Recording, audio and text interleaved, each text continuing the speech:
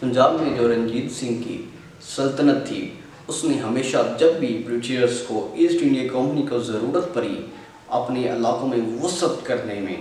Waste کی طرف، تو ہمیشہ ہی رنجیت سنگھ نے اپنی فوج اپنے سولجرز پرووائڈ کیے۔ اس بات کا اظہار گورنر جنرل جو تھے اس نے بھی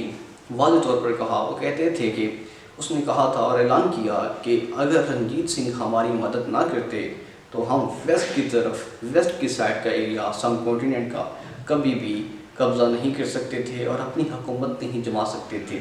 لہٰذا انہی ساری وجوہات کو مد نظر رکھتے ہوئے انگریز ہمیشہ رنجیت سنگھ کی مدد کرتے رہے اور اس کی حکومت کی سرپرستی کرتے رہے۔ لیکن جیسے ہی اس کا انتقال ہوا 1839 میں 1839 میں،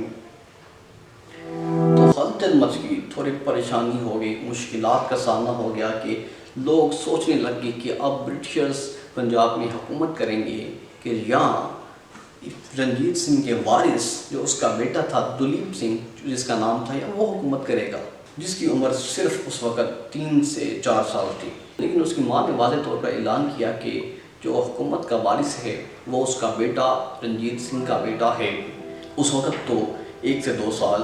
برٹشرز خاموش بیٹھے رہے اور وہ سارا تماشا دیکھتے رہے۔ وہ چھوٹا سا بیٹا تھا، حکمرانی اس کے ہاتھ میں تھی، لیکن در حقیقت جو حکمرانی چلا رہی تھی وہ اس کی والدہ تھی۔ برٹشرز نے پالیسی بنائی کہ اب وہ پنجاب کے علاقے کو بھی، جو اس کے علائے کا حصہ تھا، جو ان کے دوست کا حصہ تھا، رنجیت سنگھ کے بیٹے کا حصہ تھا، وہاں پر بھی قبضہ کر کے اپنی حکومت کا ایسٹ انڈیا کمپنی کا حصہ بنا لیا جائے گا۔ لیکن پنجاب کے رہنے والے لوگوں نے بھی بغاوت کی اور پنجاب کا علاقہ برٹشرز کو دینے سے انکار کر دیا۔ اسی طرح اینگلو سکھ وار کا آغاز ہوا، لیکن 1845 تک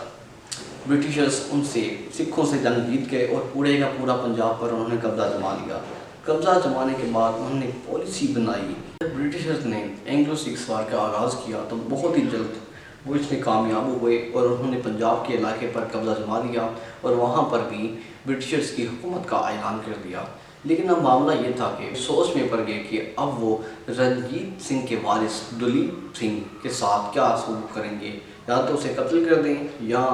اسے پرماننٹلی تاحیات قید کر لیا جائے۔ تو پالیسی یہ بنائی گئی کہ وہ ذمہ داری لگائی گئی، جو اس وقت کے جنرل تھے ڈاکٹر لوگن، اس کی ذمہ داری تھی کہ پنجاب میں 2 کام اس نے سنبھالنے ہیں۔ پہلا یہ ہے کہ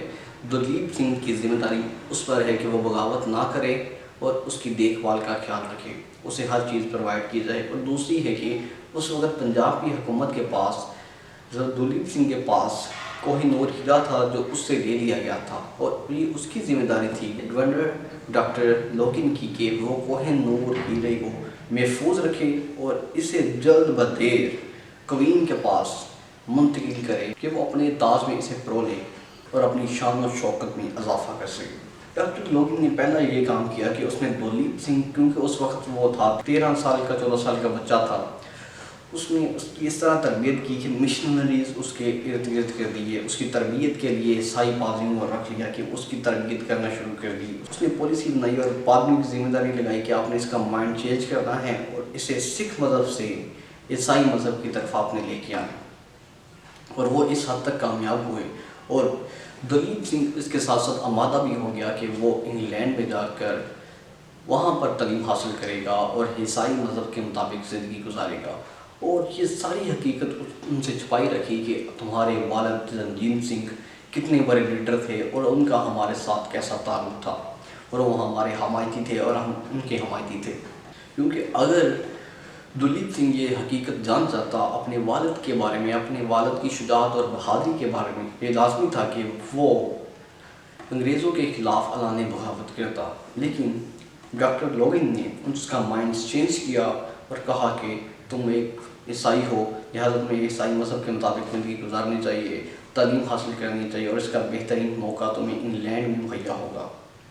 اور اس کی ماں کو وہیں قید کر لیا گیا، وہیں رکھا گیا۔ دلیپ سنگھ جب انگلینڈ میں آئے تو وہاں اس سے کوئین نے VIP پروٹوکول دیا اور اس کو اجازت دی کہ وہ اس کی جگہ پر، اس کی جو کالونی تھی وہاں پر رہ سکتے ہیں، اس کے خاندان کے ساتھ رہ سکتے ہیں بیسیکلی۔ اور اسی اسنا میں وہ وہاں پر تعلیم بھی حاصل کرتا رہا اور عیسائیوں کے بارے میں جانتا رہا اور عیسائی کتب پڑھتا رہا۔ اسی اسنا میں محققین لکھتے ہیں کہ اسے اس کی ماں کے بارے میں پتہ چلا کہ وہ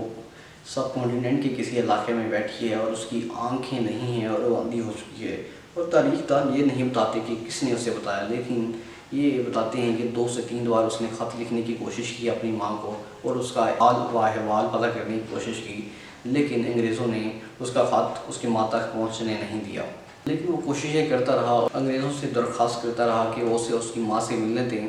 اس نے بار بار درخواست کی اور انگریزوں سے کہا کہ وہ اسے دلیپ سنگھ کو اس کی ماں سے ملنے دیں۔ لہٰذا جب انگریزوں نے اس کی درخواست قبول کر لی اور وہ سب کانٹیننٹ میں واپس گیا تو اس نے اپنی ماں سے ملا، تو اس کی ماں نے اسے تمام احوال بتایا اس کے والد کا کہ وہ کس طرح پنجاب میں حکومت کرتے رہے ہیں، رنجیت سنگھ کی کیسی حکومت تھی، کیسی شان آن تھی۔ تو جب یہ اس کی ساری سٹوری سنی، ساری باتیں سنی، تو وہ تو واضح طور پر سمجھ گیا کہ جو انگریز میرے ساتھ کرتے رہے ہیں، مجھے تو دھوکہ دیتے رہے ہیں، مجھے تو کہتے رہے تھے کہ تمہاری ایک چھوٹی سی حکومت تھی، چھوٹی سی ریاست تھی، تمہارا باپ بہادر شخص نہیں تھا۔ جب یہ ساری حقیقت دلیپ سنگھ رنجیت سنگھ کے بیٹے کے سامنے کھلی تو اس نے بغاوت کرنے کا اعلان کیا اور انگریزوں کے خلاف اعلان جنگ بلند کیا، لیکن وہ اس میں کامیاب نہ ہو سکا۔ انگریز اسے گرفتار کر کے انگلینڈ میں UK میں واپس لے گئے اور تاحیات وہیں پر رکھا۔ 1893 میں 1893 میں اس کی وفات ہوئی۔ پھر بھی بہت سارے سکھ یہ مطالبہ کر رہے تھے کہ اس کی لاش کو واپس پنجاب میں رکھا جائے اور وہیں پر دفن کیا جائے۔ انگریزوں نے یہ بات ماننے سے انکار کیا کیونکہ وہ سمجھتے تھے کہ اگر اس کی لاش کو واپس بھیجا گیا تو بغاوت ہونے کا خطرہ ہے، انریسٹ ہو جائے گا، لوگ ہمارے خلاف ہو جائیں گے، لہٰذا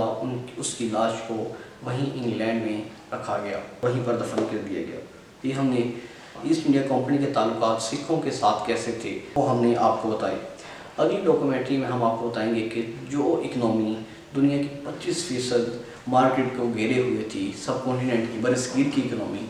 آخر کیا ہوا کہ وہ 25 سے 4% پر آ گئی، اور کس طرح کی پالیسیز بنائی اور کیسے انگریز برصغیر کا سونا، چاندی، روئی، ہر طرح کے اثاثے یہاں سے لوٹ کے لے کے گئے اور اکنامی کو بالکل بھی بیک کریش کر دیا، بینک کرپٹ کر دیا کہ 25% شیئر سے وہ 4% دنیا کی مارکیٹ پہ آ گئے۔ اگر ہم ششی تھروٹ کا مثال آپ کے سامنے رکھیں تو وہ کہتے ہیں کہ اس 90 سے 95 سالوں میں انگریزوں نے $43 ٹریلین سب کانٹیننٹ سے برصغیر سے چرا کے انگلینڈ کی طرف منتقل کیے۔ یہ اس پر ہم اگلے ڈاکومنٹری میں مزید وضاحت کے ساتھ بات کریں گے۔ ہم امید کرتے ہیں کہ آپ کو یہ ہماری ڈاکومنٹریز پسند آ رہی ہوں گی۔ مزید اس طرح کی ڈاکومنٹریز تاریخ پر مبنی، حقیقت پر مبنی ویڈیوز دیکھنے کے لیے، ڈاکومنٹریز دیکھنے کے لیے اپنے چینل سروے آف ہسٹری کو سبسکرائب، لائک اور شیئر کرنا مت بھولیے گا۔